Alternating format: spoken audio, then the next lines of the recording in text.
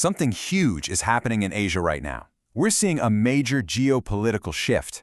Two of the continent's biggest players, India and Japan, are building a powerful new defense partnership, and you can bet Beijing is watching this very, very closely. So today, we're going to dive into this story of new alliances, old history, and what it all means for the future of the region. And it all really kicks off with this, a pretty stark headline from the Global Times, which is, China's state-controlled media. It's basically a direct warning shot from Beijing to New Delhi.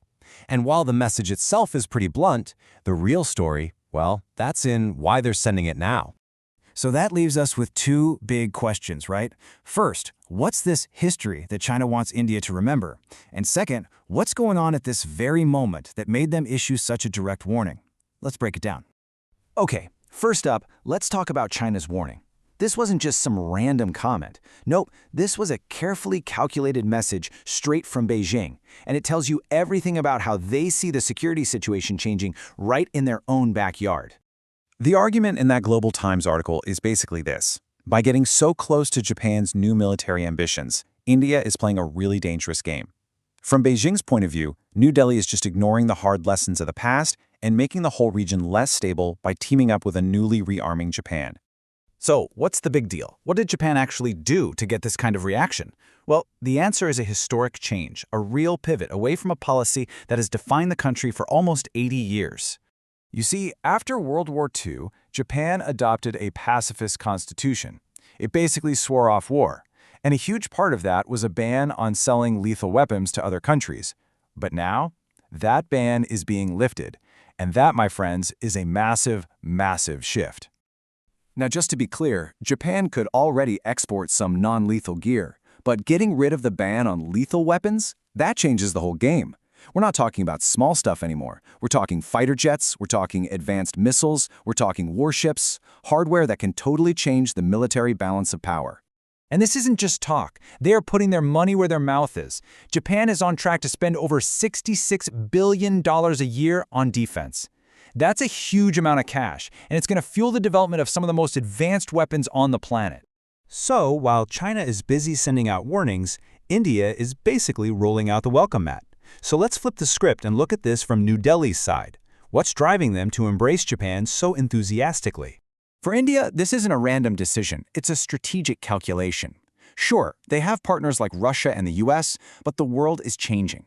So India is now looking for a partner that ticks two really important boxes: technologically advanced, and maybe even more importantly, geopolitically reliable. And there's a push and a pull factor here. The push is that the US is increasingly seen as a bit unpredictable.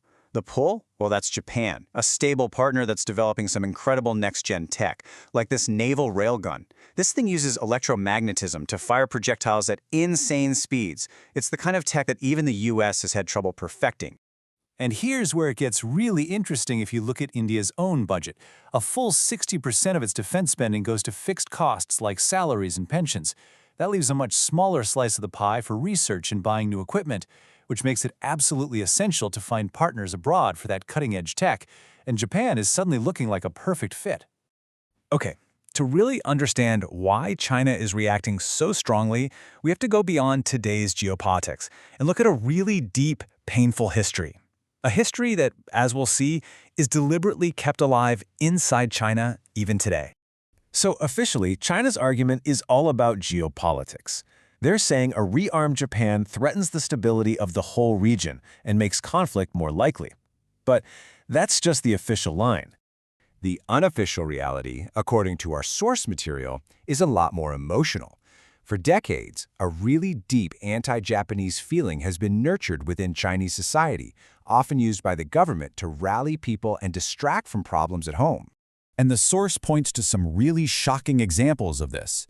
It describes things like school children being taught to physically punch and kick maps of Japan. And in one truly tragic case back in 2004, a Japanese child was actually murdered simply because of his nationality. This isn't ancient history. It's a feeling that's been deliberately ingrained, and it fuels the government's stance today. Okay, so when you put all these pieces together, Japan's military comeback, India's strategic search, and China's deep-seated historical anger, what you get is a completely new reality for all of Asia. And here's the real twist, the crucial point. What's the root cause of all this? The source argues that China is basically reacting to a situation it helped create, its own aggressive moves, from that deadly clash with India in the Galvan Valley to sending ships near Japanese islands. That's what ultimately pushed these two powerful neighbors into each other's arms.